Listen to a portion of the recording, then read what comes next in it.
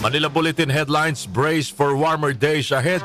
Palace nangako po to caution impact of rising temperatures. Alam niyo, pag tumaas ang temperatura, marami hong mga pananim naman na masisira. Magmamahal na naman ang presyo ng gulay sa palengke.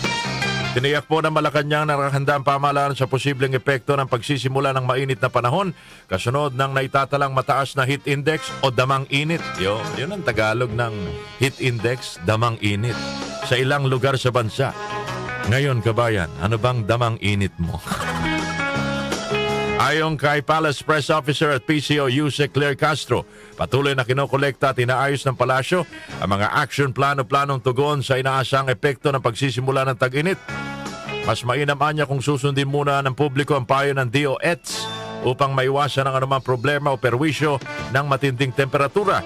Sa ngayon ay wala pa niyang nakikitang gobyerno na potensyal na epekto sa ekonomiya at sa sektor na agrikultura pagsisimula ng mainit na panahon, ngunit tiniyak din niyang nakahanda ang pamahalaan sa pagtugon.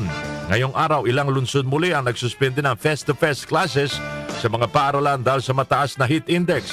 Sa forecast ng Pag-asa, inaasa ngayong araw ang mataas na heat index sa Muñoz, Nueva Ecija, Quezon City, Clark at Cabalen dyan sa Pampanga.